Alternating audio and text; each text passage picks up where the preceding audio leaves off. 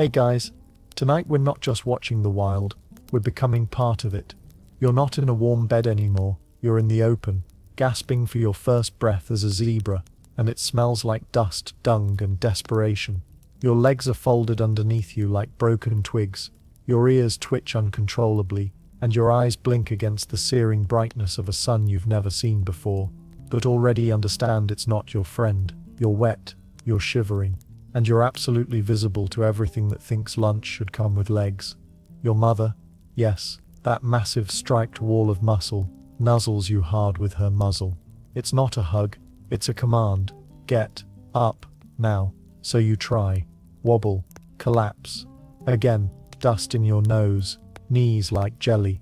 But the savannah doesn't wait for emotional support. It expects you to master gravity in under 5 minutes, or risk getting digested.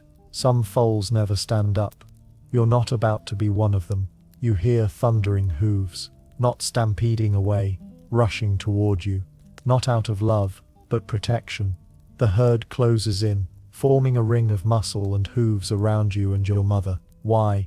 Because hyenas don't RSVP, they just show up. By the time you finally stand shaking, awkward, legs splayed like an overturned table, your brain registers a few critical facts. 1. Your knees exist solely to betray you. 2. There's a tail somewhere back there and it flicks independently of your will. 3. Everyone is watching. Not just your mother, the herd, the insects, the sun, and something slinking in the tall grass. Watching, waiting, you stumble toward your mother's belly, find her teat, and latch on. Warm, sweet milk floods your mouth, and the universe narrows into one perfect moment of peace. Then a warthog screams somewhere, and you flinch so hard you almost lose your grip. Welcome to the plains. Nothing relaxes for long here. So before you get comfortable, take a moment to like the video and subscribe, but only if you genuinely enjoy what I do here. And hey, drop your location and local time in the comments. Always cool to see where my herd is tuning in from. Now, dim the lights, maybe turn on a fan for that soft background hum, and let's ease into tonight's journey together. You spend your first day on Earth learning to stay upright, learning the scent of your mother, and figuring out the walking maze of stripes that is your herd. You imprint fast, locking her particular scent and stripe pattern into memory, because if you lose her, you're just a slow-moving lunchbox for whatever has claws or fangs. And yes, fun fact, scientists believe each zebra's stripe pattern is as unique as a human fingerprint. No barcodes, no copies, just chaos beautifully organized across skin. Theories differ, of course. Some say stripes confuse predators, others argue it's for heat management. One theory suggests the patterns repel biting flies, because apparently, even in the wild, fashion can be functional. Meanwhile, you practice walking like a drunk tourist for the first hour. Your hooves make an uneven clop-clop in the dirt, and the noise alone makes you panic. Every crackle, every insect buzz, every tail flick nearby sounds like death preparing an entrance. Your mother never strays far. She nudges you constantly, gently but firmly, like a bouncer making sure you don't wander into trouble. The other foals keep their distance. One of them already tried nibbling your ear. You tried kicking him in the face and missed entirely. The social order has begun. By dusk, the air shifts, cooler now, but heavier. Smells like grass, and something else. The wind carries whispers, unseen predators drifting in the shadows. The herd tightens, heads lift, ears swivel. Your mother positions herself between you and the darkness. Again, not out of affection, but strategy. Her body can take a hit, yours can't. That night, you sleep standing, mostly because lying down feels like asking the stars to assassinate you. Your legs lock awkwardly, your ears twitch, and your brain stays half awake, running through every sound. Even in sleep, your body is rehearsing escape.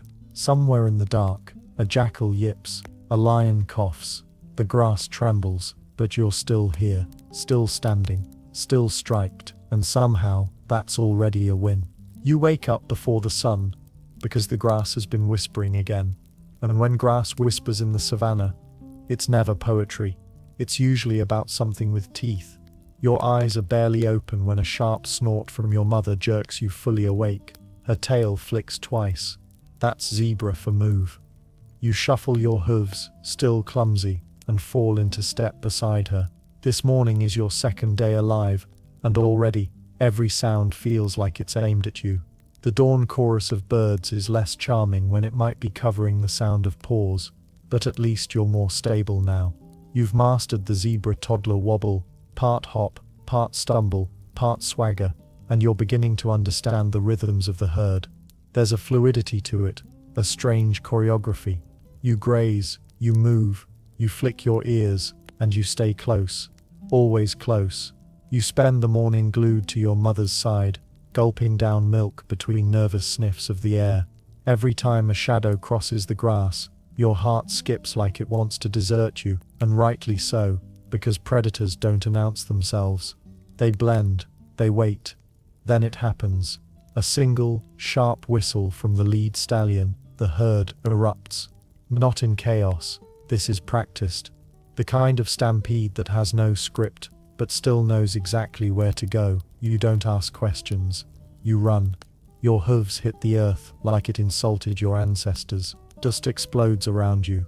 You can't see much, just flashing stripes, flying clumps of grass, and the blur of your own legs beneath you. Your ears catch the whoosh of something fast. Too fast. A flash of golden fur cuts across your vision. Cheetah. You don't look back. Nobody looks back. The old, the injured, the unlucky. Those are the ones that fall behind. You're small, light, and bouncing like a rubber ball. You barely dodge a low bush. The cheetah lunges at someone else. You don't see who. You're not supposed to. You're supposed to keep running, and then as quickly as it started, it's over. The stampede slows, breath catches, and the herd comes to a ragged halt, sides heaving, eyes wide, legs twitching. One foal is missing. Nobody says anything. Cheetahs aren't team players. They go for short sprints, quick kills, and one meal. That foal, he was the meal. You saw his ear, maybe, flicking just once behind the acacia, then silence. And this you learn is your reality. Safety is a lie. It's a pause between panic attacks. You eat, you run, you rest, you repeat. And if you stop running, the grass grows over you. Literally, you cling to your mother's flank, panting, legs sore. She doesn't coddle. Zebras don't do comfort. They do survival. Later that day, you graze under a tree, and finally catch your breath. Your ears twitch. A red-billed oxpecker lands on your back, and starts pecking at ticks. You flinch, then relax. It's weirdly soothing, mutualism in action. Your first biology lesson, courtesy of your itchy skin. Meanwhile, the elders groom each other with their teeth. It's not affection, not really. It's politics. Grooming is currency. If someone grooms you, they like you, or they want something, or they're reinforcing alliances. Grooming is the zebra equivalent of texting back. You try to copy it, and end up accidentally biting someone's nose. The offended zebra snorts and trots off. Social suicide, maybe. You're learning. That night, sleep hits harder. Your legs twitch with the memory of the chase. You dream of grass that turns into claws. Your ears never stop moving. Somewhere out there, the cheetah sleeps too full. For now, scientists are still debating exactly how zebras choose when to flee. Is it one leader who triggers the group? A subtle body cue? A collective gut instinct? Nobody knows. What's certain is this: you now understand why panic is a survival mechanism, not a flaw. Panic keeps your hooves ready. Panic keeps you alive.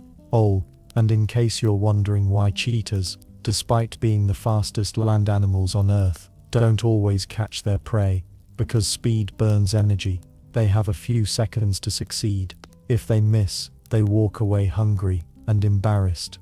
Probably. As for you, you eat more that night, milk again, then a few cautious bites of grass. Not bad. Once you learn not to inhale it, the stars twinkle above you, uncaring, cold and dazzling. You don't know what they are. You don't need to. You just know they light the world when the sun quits. And you're still here. Morning isn't gentle. It never is here. You wake to your mother's flank shifting beside you, the twitch of her muscles a signal that it's time to move. The herd is already stirring, tails flicking, ears up, nostrils wide. Something's off. You can feel it before your hooves even hit the dirt. Today, the wind smells wrong. You're 3 days old now, which makes you technically a miracle. Many don't make it this far. You've survived your birth, your first night, your first chase. But the savannah isn't interested in your resume. It just asks one question each day. Are you still fast enough? The answer is about to be tested. The lead stallion snorts, loud, sharp. Everyone freezes. You freeze, and then chaos. It's not a cheetah this time. It's worse. Lions. They don't sprint in alone like cheetahs. They coordinate, hunt in squads, use the long grass like cloaks. You don't see them. You feel them. You run before you even know where to run to. This isn't a graceful escape. It's panic made of muscle. Your legs scramble beneath you. Your hooves dig trenches into the dry earth. Zebras crash into one another, scream, scatter, converge again. Dust turns the air into fog, and somewhere, a lioness is already choosing her target. You hear the growl before you see her. She explodes out of the grass 5 strides ahead. Pure muscle, gold and death. Your heart forgets how to beat. You dodge left, legs barely clearing a termite mound, and feel the wind change as she misses you by a breath. Your mother veers in front of you, kicks, misses, turns again, and then, somehow, the lioness pulls back. She's not alone, others are circling, but she's out of breath, and you're not slowing down. You run until your lungs blister, until the world narrows to sound, dust and momentum. Eventually the herd regroups. Shaky, smaller, someone didn't make it. You don't know who. You don't ask. You're still breathing. Your legs are still working. Your mother nudges you more roughly this time, and your body drops into a panting heap. Fact check. A lion's hunting success rate is only about 25%, which feels like good odds, unless you're the 1 in 4. They prefer to go for the weakest, slowest or youngest, and that last category.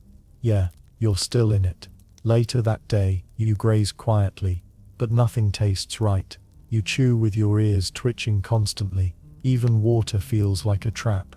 You kneel to drink at a shallow stream, but your reflection shimmers and breaks every time something rustles behind you. That's when you hear it. Laughter, but not human. Hyenas, not chasing, not hunting, just watching, waiting. They like to trail lion hunts and steal leftovers. Sometimes they take on zebras directly, but only when they have numbers, and you have none. They eye you from the trees, jaws lolling, eyes gleaming. They giggle as if the savannah is a joke, and you're the punchline. One of them steps closer. You brace. Then your stallion, the herd's dominant male, appears like thunder, muscles rippling, snorting so hard the ground vibrates. He doesn't charge. He doesn't have to. It's a bluff, but the hyenas aren't interested in taking the bet today. They slink off, still laughing. Scientists still debate the psychology of hyenas. Are they smarter than lions? Some say yes, others argue they're just more social, more adaptable. One fringe theory even suggests that hyenas recognize individual zebras by their stripe patterns. Imagine being remembered by something that eats your friends. The stallion turns, tosses his head like a celebrity who just rejected a tabloid interview, and trots back into the group. You stare, slightly in awe. That's power. But power has a price. Because later, when everyone rests in the shade, you see him limp. Just slightly. The kind of limp that lions notice. The kind that if it doesn't heal, becomes a countdown. And you learn something new. The brave get remembered. The cautious get to live longer. That night, the air is thick with heat and silence. Even the insects buzz softer. You fall asleep with your head against your mother's shoulder. Her breathing is steady, slow. Yours is not. You dream of lions, of grass that breathes, of legs that won't move fast enough. And for the first time, you wonder when the savannah wants something. How do you say no? You no longer walk beside your mother. You blend. It's strange how quickly that happens. A few more days, a few more chases, and suddenly your eyes stop scanning for her tail and start scanning for everyone's. A wall of stripes surrounds you, and you realize you're not supposed to stand out. You're supposed to disappear. The truth hits you like a hoof to the chest. Your life is camouflage. Your entire existence depends on a pattern you had no say in. Black stripes on white, or is it white stripes on black? Scientists still argue about that one. Most agree zebras are black-skinned with white fur, but honestly, the real question isn't about color, it's about chaos. Your stripes aren't just pretty, they're survival math. From a distance, a lion sees a moving mess. Not a single zebra, just a dizzying barcode of motion. One theory suggests it overloads the predator's depth perception, makes it hard to pick a target. Some researchers even tested this with computer models, simulating zebra groups versus solid-colored animals. The stripes won, most of the time. But here's the twist. Stripes also make it harder for you to recognize your friends. Yes, in a herd of 50 nearly identical walking puzzles, finding your mother becomes a visual headache. So you rely on scent, sound, the rhythm of hooves, and perhaps some inner compass that only zebra foals seem to understand. Today, you wander a bit farther from her than usual. Not far, just a few paces. A butterfly distracts you. So does a dung beetle rolling its glorious poop ball like it's trying to win the Olympics. Then you look up, and she's gone. Your heart spikes. You turn left, right. Every stripe looks familiar. Every tail could be hers. You whinny short, high-pitched, panicked. No answer. You call again. Then a nudge. She's behind you. She never left. You did. She looks annoyed. Or maybe that's just how her face always looks. Hard to say with zebras, not great with expressive eyebrows. You press close to her side again, and vow never to stray. That vow lasts about 5 minutes. As you grow, the need to blend becomes more than instinct. It becomes identity. The herd doesn't care how clever you are, or how funny your whinny is. It cares that you don't mess up the rhythm. Stay with the group, move when they move, run when they run. Individualism is a lion's dream. By now, you've noticed some zebras have scars, slashes across the flank, ragged ears. One has a bite-shaped chunk missing from his back. He limps but still keeps up. Mostly, he's a walking warning. Stripes don't guarantee safety, just confusion, and confusion is a coin toss. Later that day, you learn something new. The dust bath. The herd finds a dry patch of earth and starts rolling, writhing, coating themselves in beige powder, like giant powdered donuts. You join in, hesitant at first. The dirt stings your eyes, clogs your nose, and makes your skin itch. But afterwards, you feel weirdly refreshed. That dust isn't just for fun. It helps with parasites, sunburn, and even mood. A bit like a spa day. But if the spa were made of ant-infested soil, and you had to fight your cousin for a spot in line. Another zebra nudges you mid-roll. You kick without thinking. That's the other lesson of the day. Personal space doesn't exist. Every zebra has kicked someone by accident, or on purpose. It's just how things are.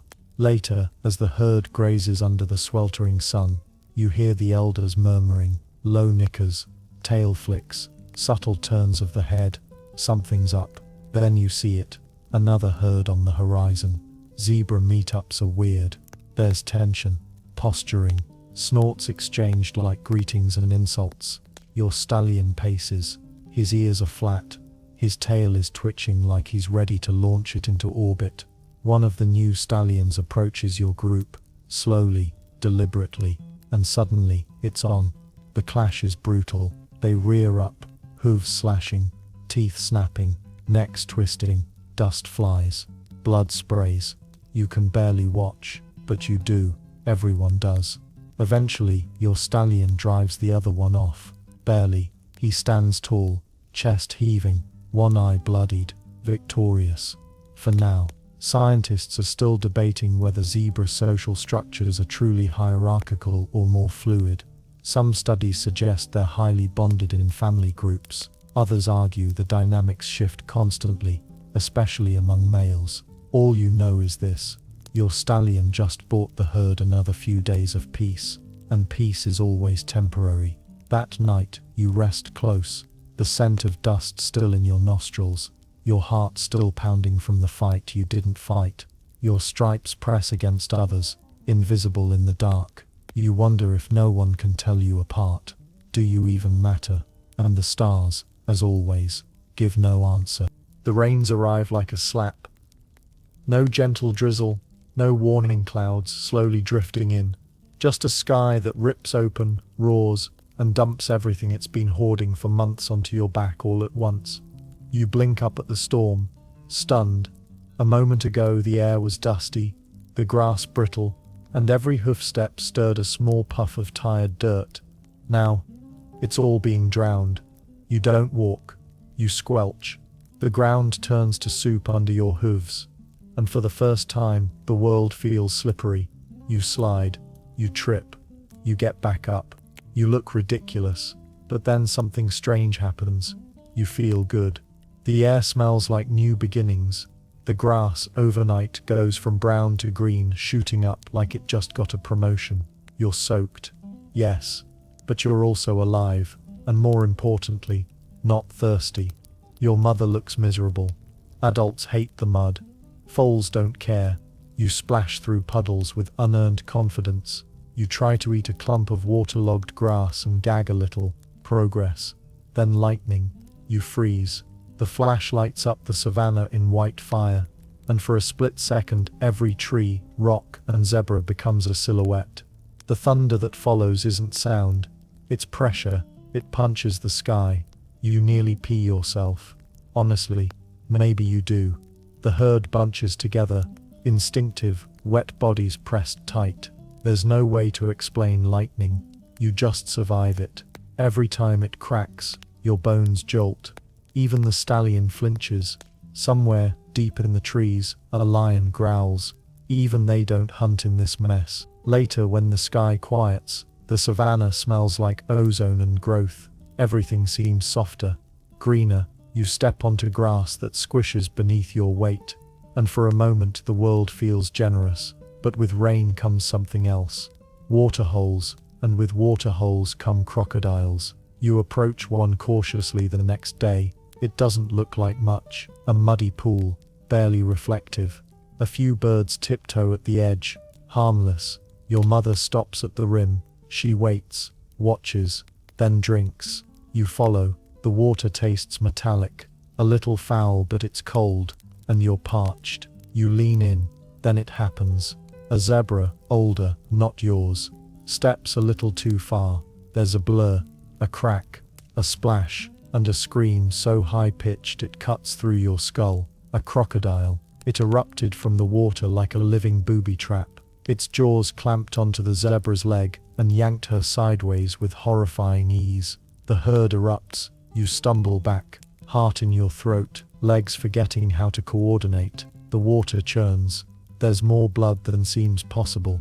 Then, silence. Just ripples. She's gone. Crocodiles can stay motionless for hours, even days, waiting. Just eyes and patience. Some are over 70 years old. They've watched generations of zebras drink from the same spot.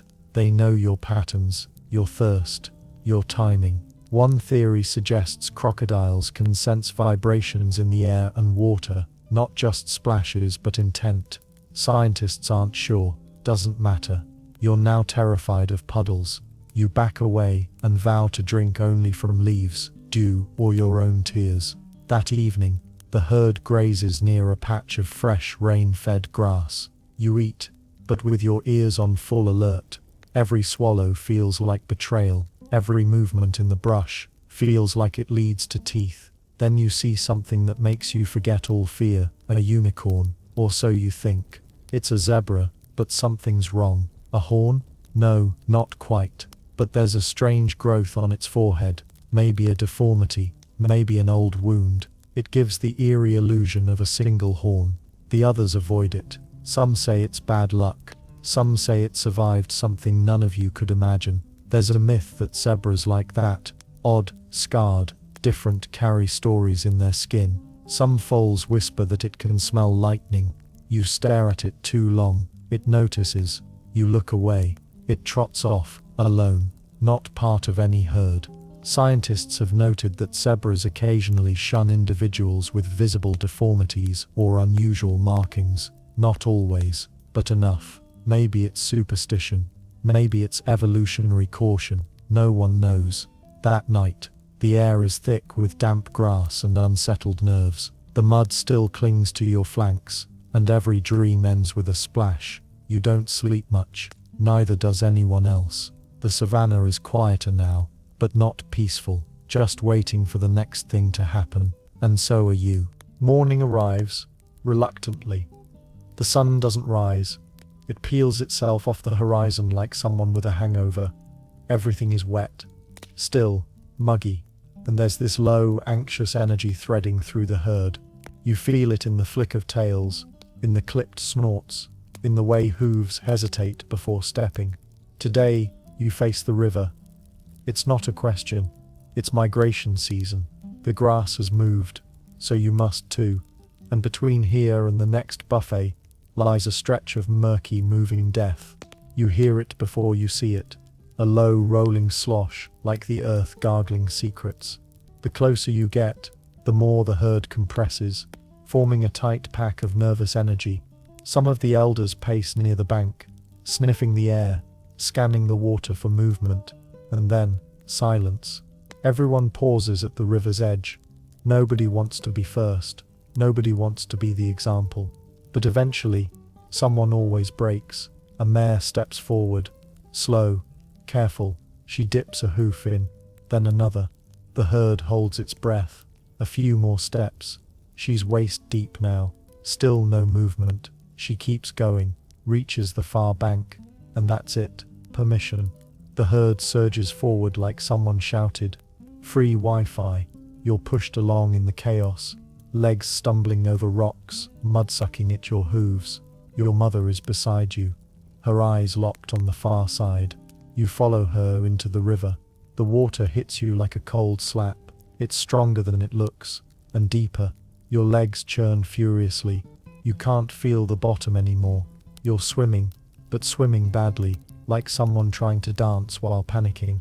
Then the screaming starts. Somewhere behind you, another zebra flails, then disappears. The surface breaks into chaos. A crocodile, maybe more than one. You don't look. You don't dare look. You push forward, fueled by terror. A current pulls at you. Your mother is already ahead. You reach out, figuratively, and beg the river to just not today. Miraculously, your hooves find ground again. You scramble up the bank, lungs on fire, ears ringing. You made it. Not everyone did. The herd doesn't stop, doesn't mourn. It just moves on, dripping, silent, slightly smaller. Later, you walk beside a younger foal who lost her mother in the river. She doesn't speak. Not that any of you do, but her silence is heavier than usual. You nudge her gently. She doesn't nudge back. That night, your body aches like it borrowed someone else's trauma. Your muscles throb, your hooves are cut, and your nose still smells like algae and fear. Scientists have studied zebra river crossings for decades. Some estimate that hundreds die each year, not just to predators, but to stampedes, currents, panic. Yet, every year, they return. Why? Because they have to. The grass is greener on the other side, literally, and hunger doesn't negotiate. One fringe theory suggests that older zebras remember safe crossing spots, and that herds follow those ancient mental maps. Another argues, it's just trial and error with a side of luck. Either way, you're beginning to understand something crucial. The savannah doesn't reward courage, it rewards timing. Good luck feels a lot like wisdom when you're still alive. And speaking of timing, your teeth hurt. Not from the river, from your mouth. Turns out, zebra foals grow up fast, and that means teething, which means chewing everything. Bark, rocks, other foals' ears. You chomp on a branch like it owes you money. Your gums itch, your breath stinks. Your mother starts avoiding you slightly. Fair. Eventually, you fall asleep, curled into yourself, head resting on your front leg, ears twitching in half dreams. You dream of rivers again, but this time, the crocodiles have wings, and one of them offers you a job. You politely decline. In the distance, thunder rumbles, not a storm, just elephants. Their steps make the ground sigh. You listen as they pass, and feel oddly reassured. They're old, they've seen things, and for once something larger than you isn't trying to eat you. That's rare. You sleep, but lightly, because even dreams here wear teeth. By now, you've accepted that zebra life isn't just running and grazing and nearly dying. It's also gossip and politics. The herd is alive with murmurs today, not words. Zebras don't have those, but tail flicks, ear angles, snorts, and low grunts. It's a full-blown social network. You're beginning to decode it. Slowly, your mother rarely engages, but you notice she gets groomed a lot. That's status. High grooming, =high favor. Zebras don't form massive bonds with the entire herd. They pick their inner circle, a few close grooming partners. The rest, may. So you try it. You sidle up to a foal your age, lean in, and start grooming his neck. Tentatively, he leans in too. Success. Then, out of nowhere, he bites your ear. You shriek. He runs. You chase him, 3 laps around a thorn bush, before collapsing from exhaustion and existential betrayal. Lesson learned: grooming is political, and politics involves grudges. That afternoon, a skirmish breaks out near the rear of the herd. You turn to look, ears alert. 2 young stallions, full of hormones and bad decisions, are squaring off. There's rearing, kicking, teeth flashing, the kind of energy that makes everyone step back, not from fear, but embarrassment. Nobody really gets hurt.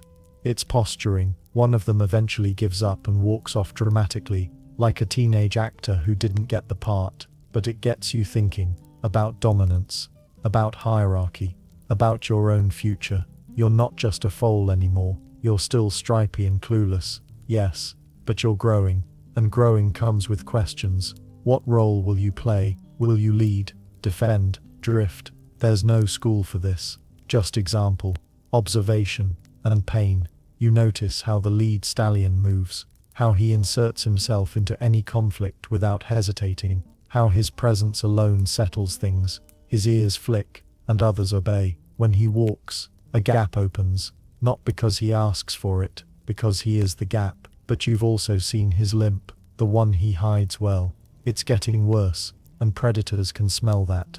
One theory suggests that zebra herds function as both families and democracies. Dominance matters, yes, but consensus plays a role too. Decisions to flee, to stop, to graze, often emerge from subtle group shifts, not barks from above. Still, when lions arrive, it's every hoof for itself. Later that evening, you find yourself part of a minor drama. A zebra, older, crankier, possibly named that guy, gets nipped by another over grazing rights. The offended party lets out a roarish squeal and rears up theatrically. You watch, wide-eyed, as the two argue with hooves and body weight. Neither backs down. Eventually, one gives up, but not before peeing pointedly in the loser's grazing patch. That's petty, even by human standards. You realize, zebras hold grudges, deep ones. Weeks can go by and someone will still flick their tail a little too hard near you during grooming, just to remind you of that time you cut in line at the salt lick. Meanwhile, mating season is approaching. You can tell because every stallion becomes more dramatic than usual. They strut, they snort, they mark everything. One of them kicks a termite mound into oblivion, just to look cool. It works. Sort of. Females are less impressed. Your mother watches the circus with a deadpan expression that could curdle milk. One stallion tries to flirt with her. She kicks him in the ribs without even looking. He limps off, dignity trailing behind him like toilet paper stuck to a hoof. Zebra courtship is brutal. There's no flowers, no soft songs, just competition, teeth, occasional blood. You, still young, observe with a mix of confusion and vague horror, but part of you stirs, the beginning of something. You don't know what yet, just that it feels electric. That night, while grooming with your now redeemed foal friend, you spot the unicorn zebra again, alone, always alone. He watches from a ridge, half-shadowed, a ghost. You wonder if he used to be part of a herd, if he lost a fight, if he chose silence.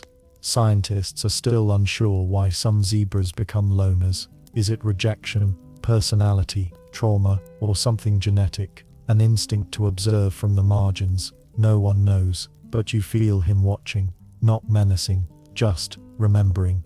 You press closer to your grooming partner. Their teeth scratch gently at your shoulder. For now, you're not alone. For now, your name, if you had one, still matters. And for now, that's enough. You wake up limping. It's subtle, barely there. Just a twinge in your front leg when you shift your weight. Maybe you stepped wrong. Maybe you twisted something during last night's chaotic stampede rehearsal. You know, the one triggered by a suspicious leaf blowing too loudly. You shake it off. Or try to. But the savannah doesn't care about your recovery arc. It doesn't hand out sympathy points. You limp, and the world takes notice. Your mother doesn't say anything. She just slows down half a step, barely enough to notice. But you notice. Everyone does. The herd flows around you, and you begin to feel like a rock in a stream. You keep up, but only just. The dust feels heavier, the sun feels closer, and the vultures are already watching. It's absurd. You're still walking, still breathing, still striped, but they see the limp. They circle like pessimistic sky baristas, waiting to pour you your final cup. A few hours later, your limp gets worse. The ground today is uneven, littered with roots and sharp rocks. You trip twice, and each stumble yanks your injury deeper. You try to hide it, adjust your gait, walk a little sideways, but the pain doesn't care about your ego. You fall behind. That's when the lions come. You hear the low growl first, then the hush, a silence so unnatural it chokes the grass.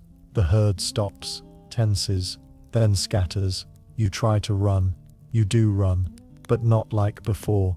Not with that liquid, bounding grace that zebras are known for. Your run is lopsided, loud, a walking announcement that says, "Hi, I'm edible." Your heart hammers. Your breath comes fast. The world narrows again, and the lion chooses you. She's fast. She's younger than the others, hungrier. You hear her paws crushing grass behind you. Closer, closer, closer, then interference. Your mother veers between you and the lion like a missile. She kicks, screams, throws dust in every direction. The lion hesitates, loses momentum, recalculates. That moment saves you.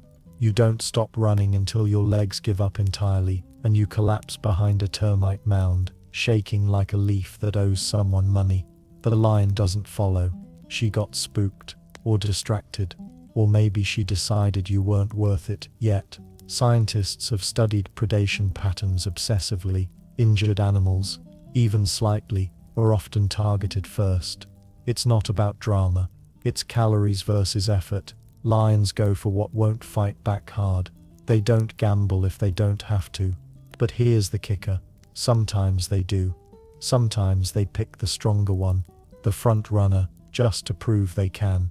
One theory suggests younger lions do this to rise in rank. Another claims it's just chaos. You sleep that night in pain, curled awkwardly on your good side. Your ears still twitch with every sound. Your mother rests nearby, but doesn't touch you. Comfort isn't something zebras do with words or closeness. They do it with presence, and hers is enough. The next morning, your limp is still there. Worse now, you expect to be left behind. But the herd waits. Not long, not dramatically, but they do. The lead stallion gives you a sideways glance. Not pity, just calculation. You're not dead weight, not yet. So you move, limping, but moving. You discover something strange that day. Zebras adjust. Your herd shifts pace slightly, grazes longer in one spot, drinks from the near side of the waterhole. They don't say it's for you, but you know. And when a young zebra bumps into you playfully, you know that too. Zebra herds, it turns out, aren't just survival machines. They're families. Messy, stoic, politically weird families, but families nonetheless. Later, you roll in dust again, coating your wound. It stings, but it helps. Natural antiseptic, even prehistoric. The ancient Egyptians used crocodile dung and dust in medicine.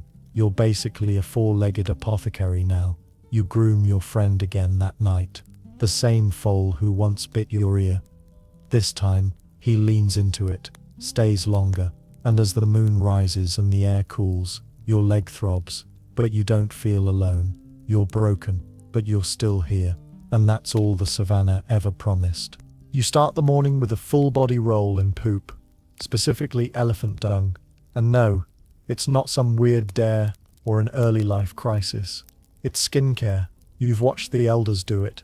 They find a warm, fragrant pile, sniff it for freshness, and then flop down sideways like they're trying to become one with the ecosystem. You once thought it was a joke. Now, it's your turn. You hesitate at first. The pile steams slightly, flies buzz like paparazzi, but the sun is rising, and the insects are already organizing their breakfast meeting on your back. So you roll. It's squishy, it's smelly, it gets in everywhere, but you rise from the dung like a striped phoenix, and you feel fantastic. Zebra skin is sensitive. The black stripes absorb more heat than the white, which means you're a walking optical illusion and a heat trap. The dung helps repel flies, soothe bites, and block the sun like a primitive SPF 200. One quirky study even found that zebras in areas with higher dung rolling behavior had fewer parasites. You join a few others for a group grooming session. It's not just hygiene, it's politics again. You scratch someone's shoulder, they scratch yours. Mutual grooming reduces tension, strengthens bonds, and makes you feel less like prey and more like, well, slightly cleaner prey. Then, a low grunt from the stallion pulls everyone's heads up. There's movement in the distance. Buffalo, a small herd, moving slowly, watching you like you might be interesting enough to trample. You don't interact much. Buffalo are like weird horned cousins, grumpy, unpredictable, and always slightly offended.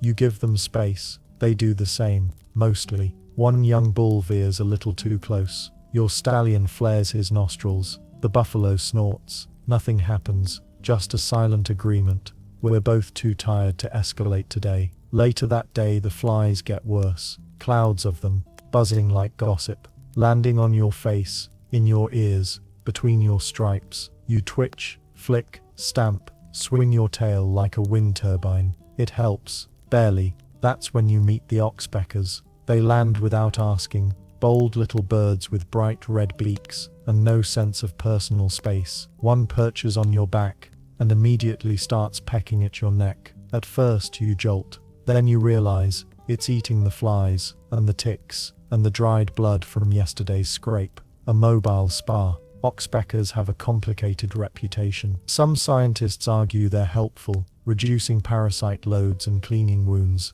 Others claim they sometimes worsen wounds, picking scabs for extra snacks. One fringe theory suggests zebras tolerate them, only because they're less annoying than the flies. Regardless, you let them work. Free service is free service. By late afternoon, the temperature spikes, the grass wilts, you pant, you graze, you move slowly to conserve energy. That's when the wind changes. It comes from the south, hot, dry, and laced with something metallic. Not a predator, not fire, something else. Rain, no. Storm, no.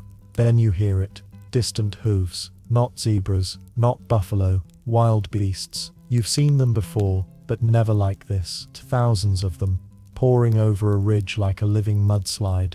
Their eyes wide, their legs frantic, their horns bobbing like angry punctuation marks. They're migrating too, and their path is now your path. The herd tightens, your stallion watches, so do the older mares. The last time wildebeest stampeded through zebra space, 2 foals were trampled. No malice, just velocity. They reach you in minutes. There's no violence, no charge, just pressure, like being surrounded by anxious furniture. You try to hold your place, but your hooves get nudged, pushed, repositioned. Wild beasts grunt, snort, clack horns. One sneezes on you. You make it through. Barely. You collapse that evening beside your grooming friend, who now has a name in your mind, something like Tick Face, and you let out a deep sigh. He responds by flopping down dramatically and landing halfway on your leg. Classic Tick Face. The sun sets in streaks of pink and red. Your back smells like fermented grass. Your skin is coated in a cocktail of dust, dung, and bird saliva, and there's something sticky in your tail you don't want to think about, but you're alive and clean, in a very zebra-specific way. You fall asleep to the soft pecking of oxpeckers and the quiet rustle of wildebeest hooves fading into the distance. No lions tonight, no thunder, just digestion, parasites, and the faint satisfaction of not being the weakest link today. That counts for something. You wake up walking. That's not poetic. That's literal. The herd is on the move before the stars have even quit their shift, and you're jolted awake by the soft bump of a flank against your shoulder. You stumble forward, half asleep, half limping, one eye open, one ear twitching. Migration isn't a grand adventure. It's an ache. Your hooves are cracked. Your legs are sore. The skin between your stripes itches from dried sweat, dust, and insect bites. But the grass has moved again, and so must you. You walk, all day, over dry land, across burnt patches, through knee-high grass that cuts your legs like nature's version of passive aggression. You pass skeletons, so many now, some old bleached white, scattered, forgotten, others fresh, still with tufts of fur and stories clinging to the bones. A wildebeest calf, a zebra foal, maybe one you knew. You look, then look away. That's the etiquette. Your herd doesn't stop. Even the young are quiet today. The older zebras trudge like pilgrims with no temple, just the promise of a green horizon. Midday comes, and the heat climbs with it. The grass thins. The earth splits into cracks. You pant. Everyone pants. Even the oxpeckers are quieter, their beaks too dry to bother. By late afternoon, the dust starts to blur everything. You don't even notice when you start crying. Not sadness, just dry eyes overwhelmed by wind and exhaustion. But the tears dry before they fall. Somewhere around your 30,000th step, you question the grass. Is it even worth it? Because that's all this is for. Grass. Not treasure, not revenge, not love. Grass. Blades of it. Slightly greener, slightly longer, slightly juicier. You begin to understand that suffering isn't the exception in migration. It is migration. The pain, the loss, the endless walking. It's not something you push through to get to the reward. It is the price. But then smell. Fresh grass. Damp. Alive. The scent punches your brain awake. The lead mares pick up speed. So does your mother. So do you. The herd begins to hum again, with energy. Not joy. Just a chemical shift. A survival spike. You crest a hill, and there it is. A green valley. Lush. Almost obscene after days of brittle scrub. Grasses that sway like they've never heard of drought. A stream that actually sparkles. Birds singing instead of squawking. Even the sun softens its glare. You don't think. You run. You throw yourself into that field like it owes you money, love, and validation all at once. You eat. Fast. Sloppily. Like someone's going to take it from you. Which, honestly, they might. Everyone spreads out, grazing like it's their last day on earth. You chew. Swallow, chew again. You don't even taste it. You just need it to fill the hunger that's been howling in your stomach for days. Your stomach isn't the only one howling. In the distance you hear jackals, not close, just announcing themselves, like background actors reminding you they're still in the story. You ignore them. For now. Later, while resting under the shade of a thorn tree, you watch two foals try to wrestle. It's adorable. They rear up, flail their legs like drunk ballerinas, then collapse on top of each other and groan dramatically. No one helps them. Everyone has played that game. Everyone knows the bruises are part of the bonding. One gets up with a bleeding knee and proudly shows it off like a war trophy. That evening, a zebra mare gives birth. You don't watch the whole thing, just enough. It's quick, brutal, beautiful. The foal hits the ground like a wet sack of bones, then somehow finds its feet within 10 minutes. You feel a weird mix of pride and pity, because you know what's coming. You remember your own first day, the panic, the legs that didn't work, the scent of lion breath lingering in the grass. You wonder if this one will survive. One theory suggests zebra foals recognize their mothers not just by scent but by stripe pattern and voice within hours. Another claims the bond is so tight that even after separation, some can find their mothers days later. That night, you lie down for the first time in a long while, like really lie down, not half sleep, not standing nap, a full stretch your legs, breathe deep, stare at the stars moment. The stars blink above you, cool, distant, eternal. You made it, for now. And even though your muscles are screaming, your hooves feel like broken pottery, and your belly's stretched awkwardly from overeating, you feel something strange. Peace, not the safe kind, just the kind that comes when you've walked through something horrible and came out striped on the other side. You nudge Tick-Face goodnight. He snorts. You sleep, and the grass grows around you, unaware of the price you paid to reach it. You don't notice the foal until you almost step on him. He's small, smaller than any newborn you've seen, and still wobbly, legs bent like broken twigs, head too big for his neck. He blinks up at you like you might be his mother. You're not. You look around. No herd, no mother, just silence. Your first instinct is to call out, but you don't, because somewhere behind the nearby brush, a vulture is already circling. You're not sure how long the foal's been alone. Long enough. You back away, not because you're heartless, because you're not stupid. Your mother once told you, in a silent zebra sort of way, that the savannah doesn't tolerate sentiment. If you stay too long near the dying, you join them. That lesson applies here. You walk away, but the image sticks. It stays with you as you graze, as you swat flies, as you groom Tick-Face, who is now slightly more tolerable, thanks to a new habit of headbutting anyone who interrupts your nap time. You're older now, not fully grown, but no longer a foal. Your body has filled out, your stride is more balanced, and your kicks actually hurt when they land. You've even started catching the eyes of younger mares. Brief glances, nothing serious. Yet, one of them tries to groom you. You flinch, then let her. It's awkward. Your neck is stiff. She stops halfway through and wanders off, clearly judging your entire vibe. Romance. You're terrible at it. And yet, the air is changing. There's more competition among the stallions now. Not violent, but charged. Sparring is more frequent. You catch glimpses of a younger male practicing his rear kick against a dead log. The log wins. He pretends that was the goal all along. Then it happens. A real fight.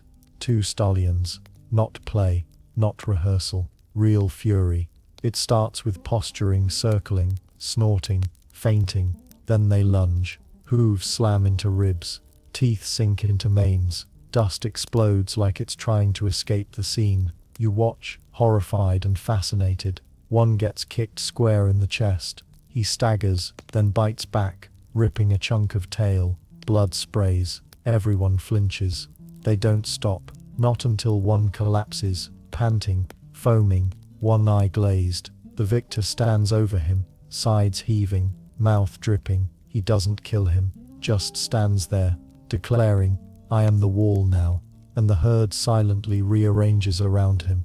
Zebra stallions don't lead with kindness, they lead with pain. One fringe theory suggests that stallions engage in these brutal contests, not just for leadership or mating rights, but to establish herd rhythm. Who controls the movement, the spacing, the flow, a dominance map, drawn in bruises.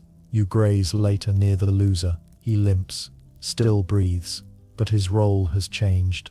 The grooming stopped, the respect has vanished. He's not banished, not yet, but the herd has moved on emotionally. You wonder, will that be you someday? Will you lose? And if you do, who stops to care? That night, your dreams are violent. You're chasing something, or being chased. It's unclear. The grass is on fire. Tick-Face is yelling something incoherent about termite colonies. You wake up covered in sweat and dirt. The next morning, A lioness is spotted far off. She's alone, not hunting, just watching. You and Tickface pretend not to see her. That's the rule. Acknowledging a predator makes you interesting, and you're trying really hard to be boring. You drink from the river, one eye on the reeds. You don't die. Victory. Later you come across the foal again, but this time he's gone. Just a tuft of fur, some flattened grass, and a few scattered hoofprints, yours, probably from yesterday. You stand there longer than you mean to. Then you walk away, not because you're cold, because you're still alive. The difference is everything. The air burns before the fire comes. It starts with a smell. Sharp. Acrid. Wrong. Like the savannah itself has started to boil from the inside out. You sniff. So does everyone else. Ears perk. Heads lift. Then you see it. Smoke. It slithers above the trees in long grey ribbons, twisting into the sky like a signal from the underworld. The birds go silent. The oxpeckers vanish. The insects start to panic fly, zipping between ears and eyes, colliding mid-air in sheer disorganized terror. Fire doesn't hunt like lions or creep like hyenas. It doesn't stalk, it devours. You start to move. Not because someone tells you, no one has to. The stallion issues a sharp grunt. The herd shifts instantly. There's no stampede yet, but the urgency is there. A collective unease that turns legs into engines. The smoke grows thicker. You cough. Your eyes water. The heat presses on your skin even from a distance. You've heard of wildfires. You've seen the scars, patches of charred trees, soil blackened and silent. But this is your first one, and it's fast. Flames lick the horizon now, bright orange tongues flicking through dry brush like it's paper. It moves faster than anything you've seen, faster than cheetahs, faster than fear. You run. The herd breaks into a full gallop, long, desperate strides that blur your vision. Dust chokes the air. The sun turns red behind the smoke. The ground grows hot beneath your hooves. Somewhere, a warthog shrieks, then silence. You pass antelope running beside you. No hierarchy now, just escape. Everyone is equal when the earth is on fire. A young zebra stumbles ahead of you. You veer to avoid trampling him. Your hooves barely miss his head. He scrambles back up and keeps running. No time for thank yous. No time for anything. One theory suggests wildfires benefit grasslands long term, clearing out old growth, fertilizing the soil. But short term, they're apocalyptic. You don't know that.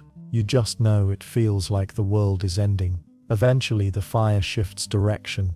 The wind helps, or hurts.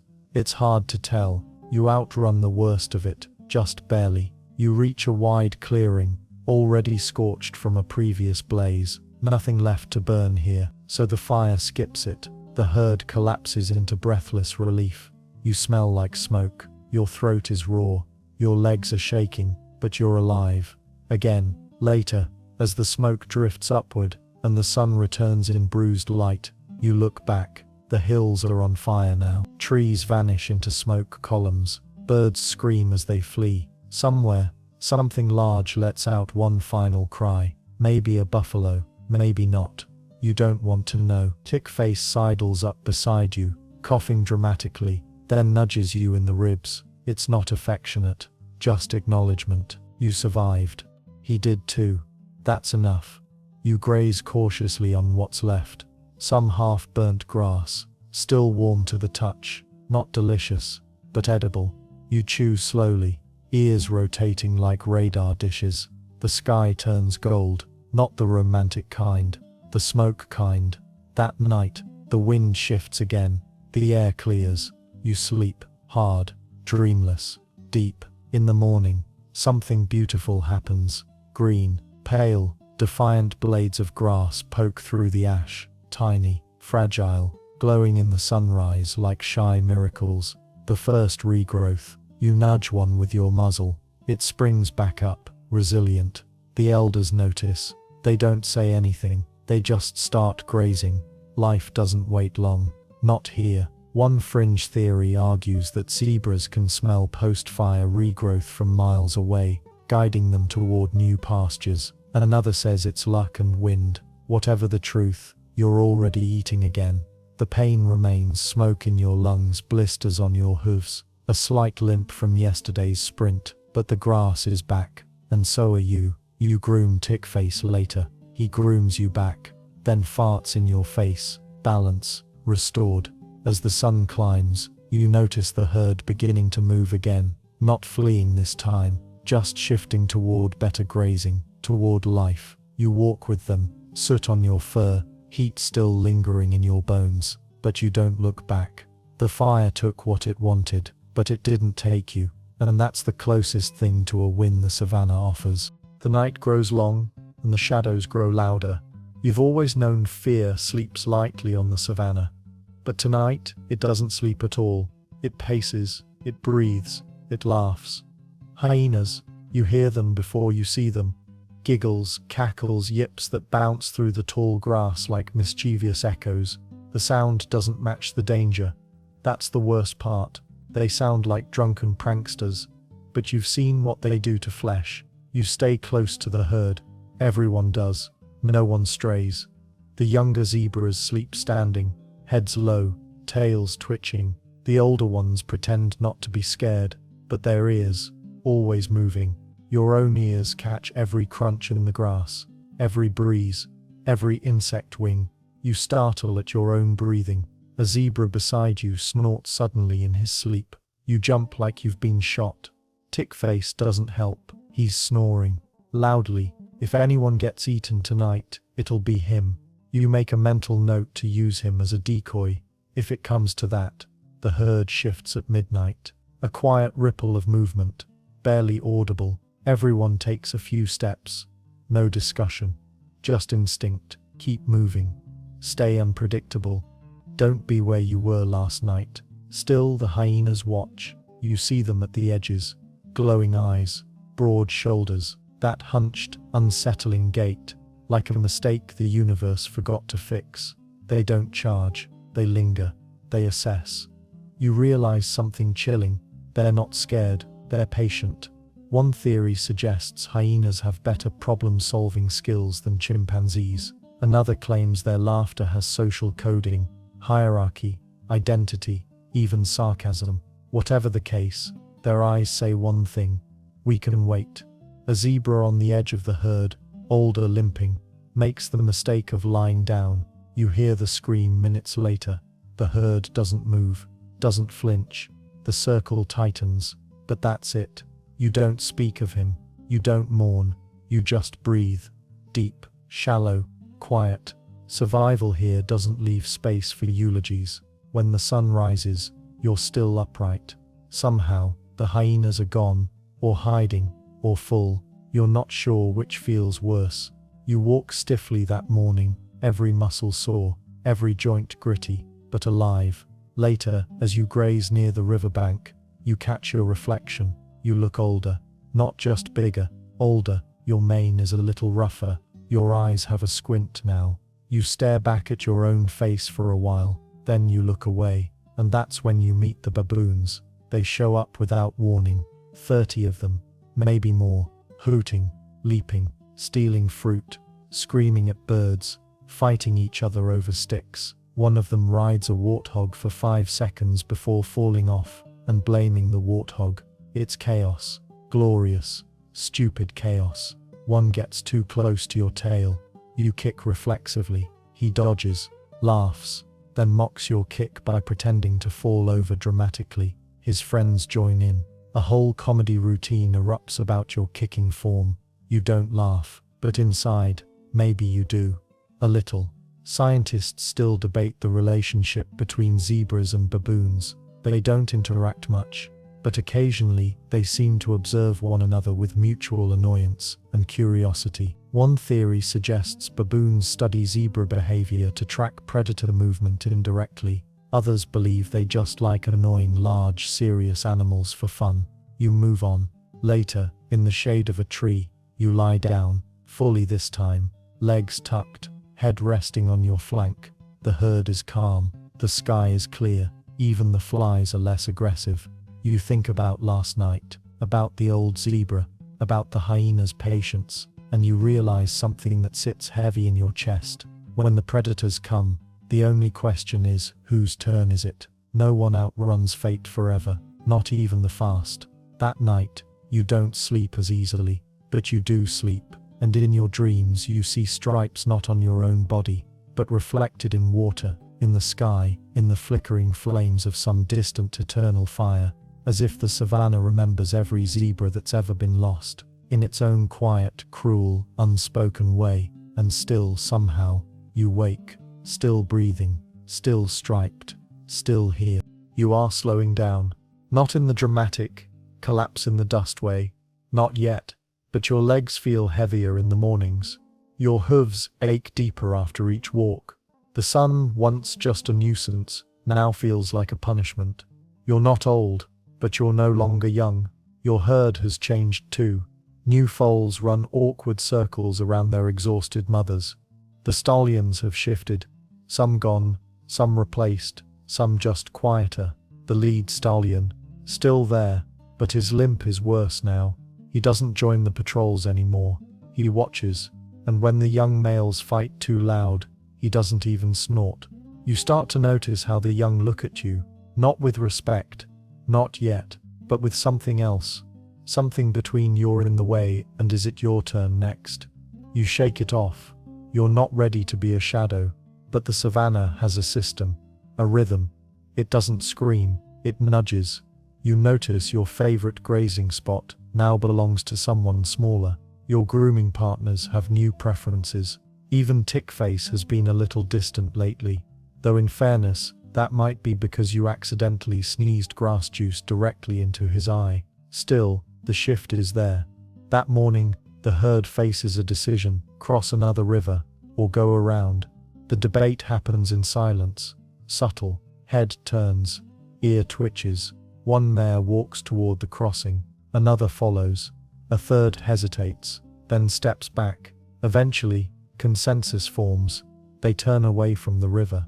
You try to keep up with the change in direction, but your knee stings. You step on a hidden rock. You stumble, just a little. 3 zebras glance at you. None say anything, but you saw it.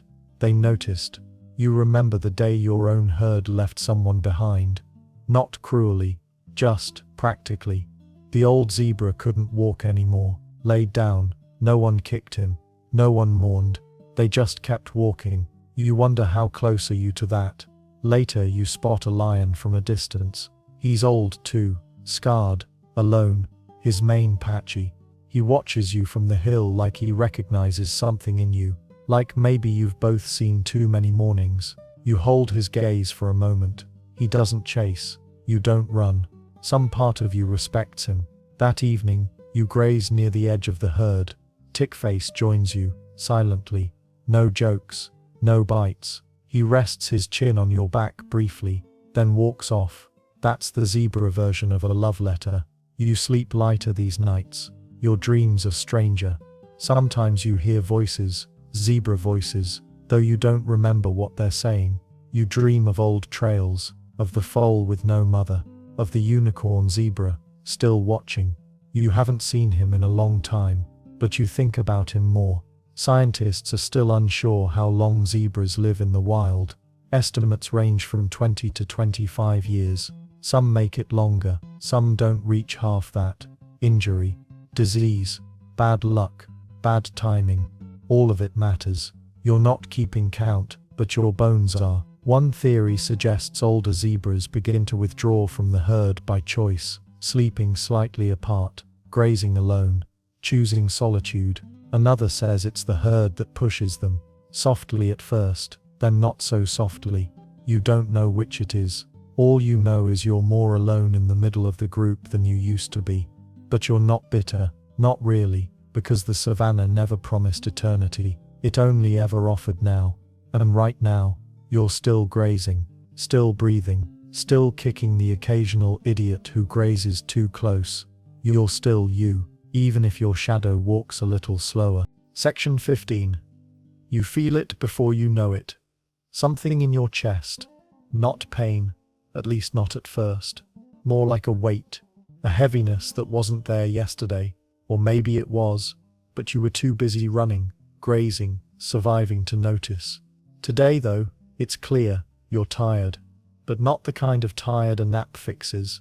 The kind that lives in your bones, that curls around your spine and whispers. Enough. You walk slower, deliberately now. No more pretending. The herd moves ahead. You follow, but loosely. You no longer compete for the greenest grass or the shadiest tree. You settle for what's nearby. You stop fighting the flies. You've made peace with buzzing. Tickface grazes beside you in the morning, then drifts away by midday. He looks back once. You nod. That's all. No dramatic goodbye, just space. You wander to the edge of the herd, then past it. A few others glance your way. No one stops you. No one asks. They know. You lie down under an acacia tree. It's crooked, broken in one place from a storm years ago. Perfect, really. The sun is soft, not cruel. The wind brushes through your fur like a gentle memory. You close your eyes, and for a moment everything fades. The predators, the flies, the dust, the stampedes. You're not in pain. You're not afraid. You're just still. A few birds flutter nearby. The air smells like dry grass and warmth.